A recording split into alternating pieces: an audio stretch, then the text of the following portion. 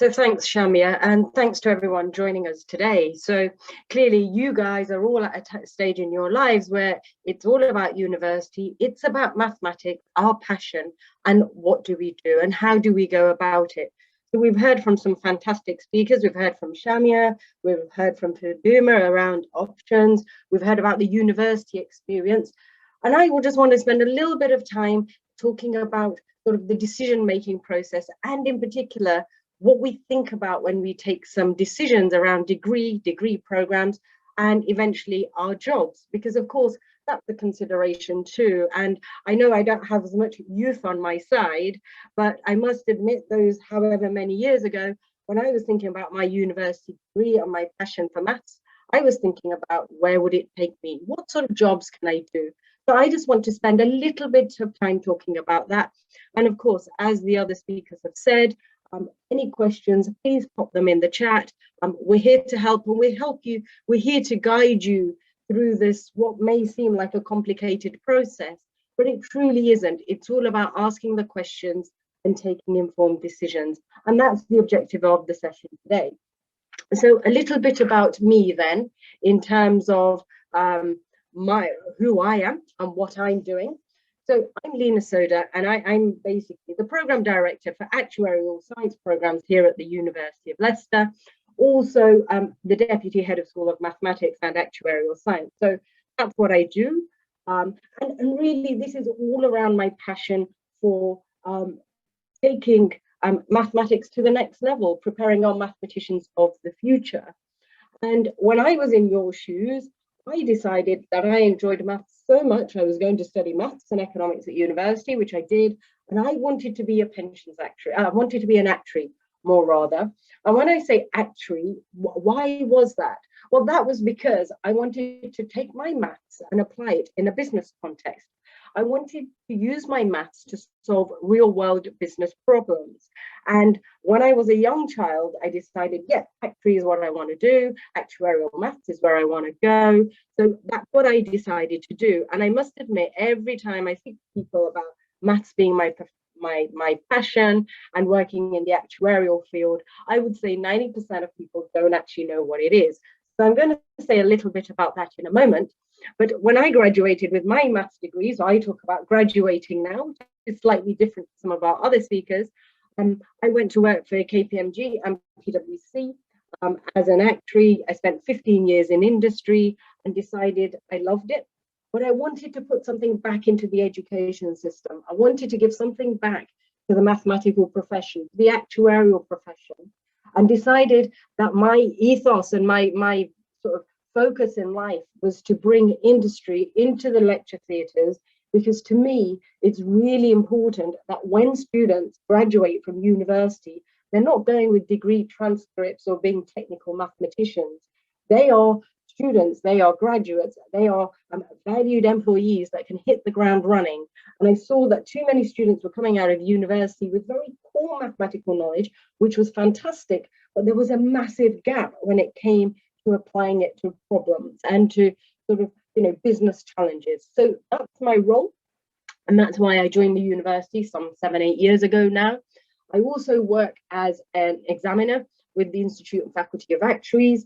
So this is to make sure that sort of the profession and the actuarial profession and their vision is equally shared in mathematical and actuarial programs, because it's all about bringing maths into that real world, showcasing mathematics. So that's what I'm focused on.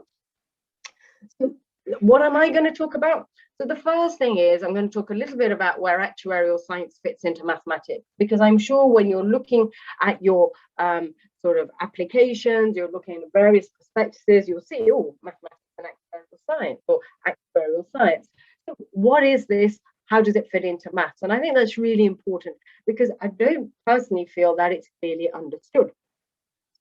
Then going to talk about what does an actuary look like, because a lot of people, as I say to you, don't actually know what an actuary is.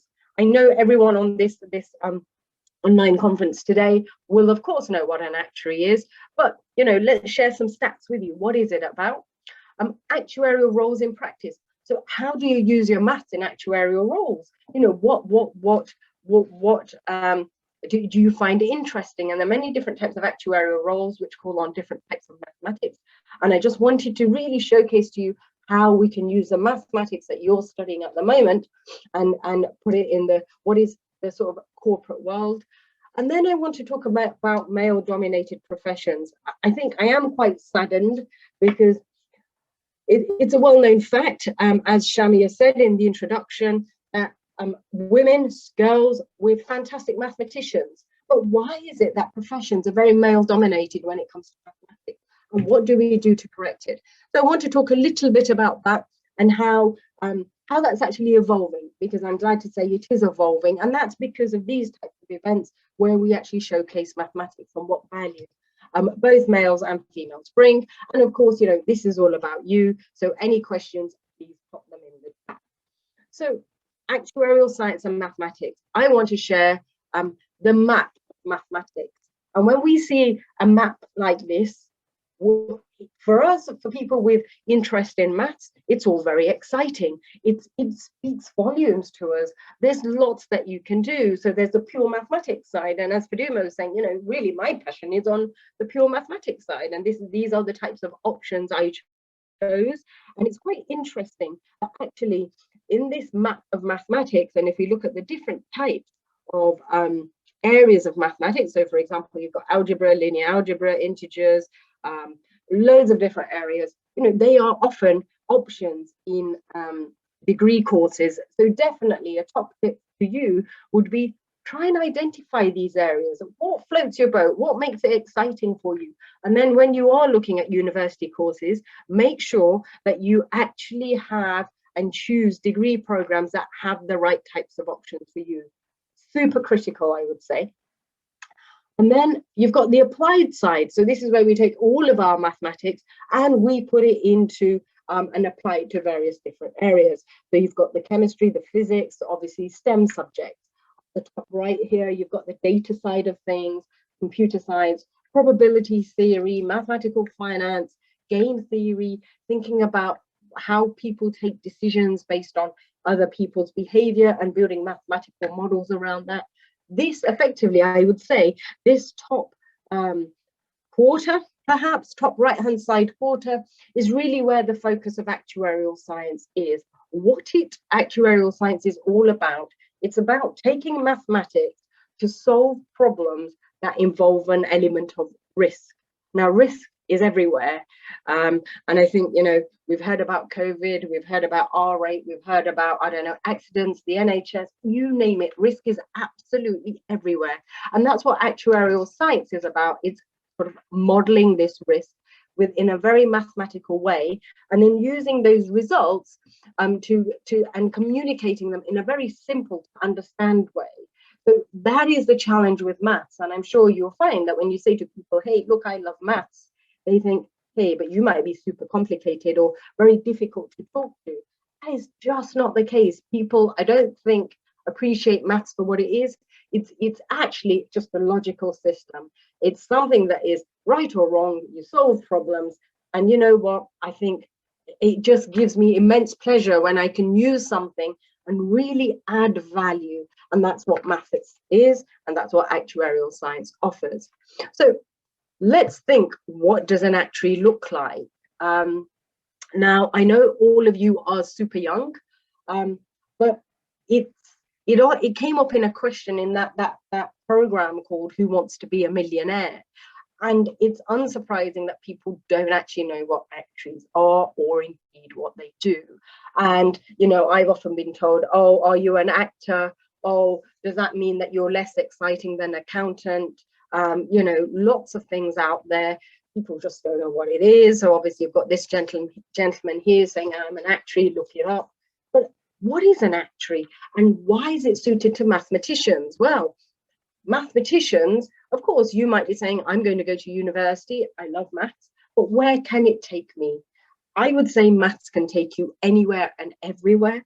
But actuarial work is an area where confidence in mathematics is an absolute must. One needs to be a numbers person, otherwise they cannot be an actuary. And I'm obviously focusing on this just to give you a flavor and try to encourage you to think about what future jobs will you do after your degree? Really, really important. So what does an actuary look like? Well, a numbers person, good people skills, problem solvers. That's what we are. Fantastic job security. It's in the top 10 for I don't know how many years, probably ever since I was looking. And I must say, I've been in the work of, I've been working now for about, how many years? 25, 30 years. So offers fantastic job security, very prestigious profession. And I'm going to talk about that. It is recession proof, COVID proof, you name it. Fantastic levels of pay.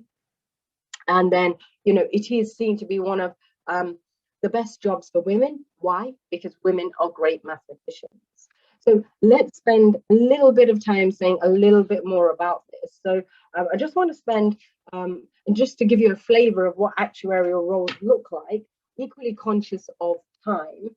So to give you an idea, people can take their math skills and apply them to problems in the area of human resources. So how do you model pensions? How do you model healthcare benefits? How do you model the NHS? Did you know the NHS has an actuary to help it design its strategy, design its sort of treatments and sort of funding of treatments and cash flows? For human resources, actuaries are there. Insurance. What if someone dies? What if they want to take out money or a policy that pays them money on death? So how do people calculate the premiums? How do we estimate when people are going to die? Are they going to live or not, or what? Life insurance, that's where actuaries become involved. They build models. Similarly, general insurance. We all go on, I like to think, holidays in the not so distant future. So we need travel insurance, we need home insurance, we need all types of insurance. One needs an actuary. What about investment and finance portfolios? What does one do there? How do you model for your future finance, your investments? Need an actuary. Risk management. The government has an actuary.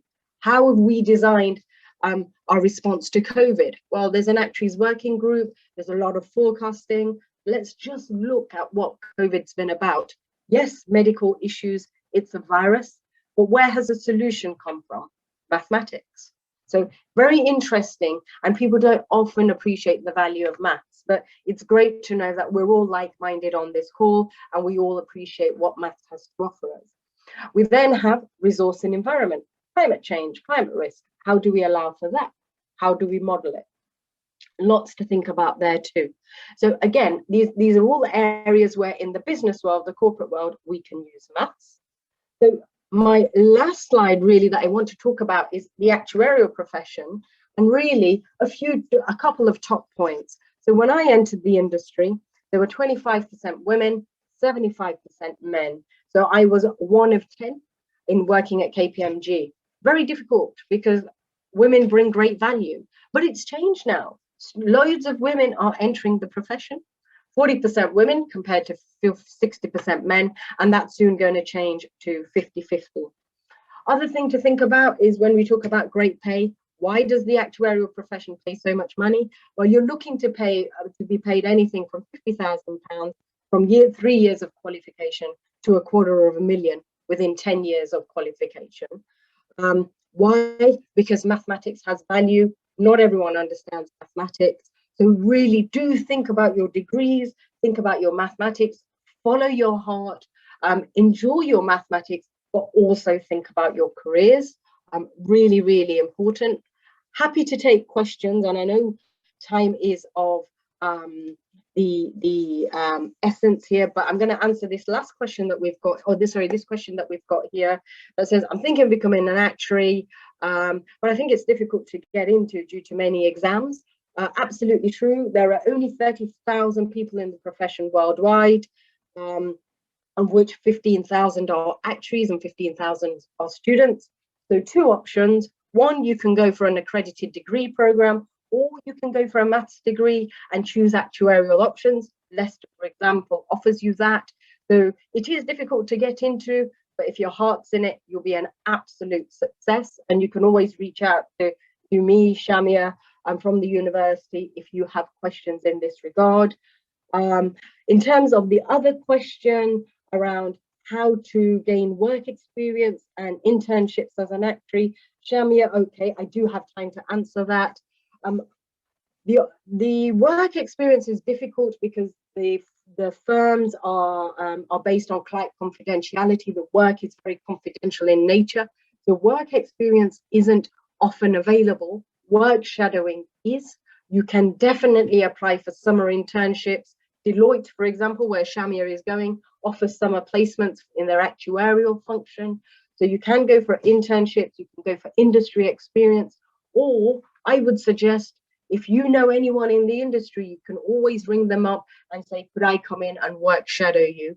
Perfect way of getting in and trying before you buy, so you understand that corporate environment and making sure those sorts of roles are for you. So I think it's time for me to hand it back to Shamia. But of course, any questions, please do pop them in the chat, and we can speak later. That is absolutely fantastic. Thank you so much for sharing, Leena.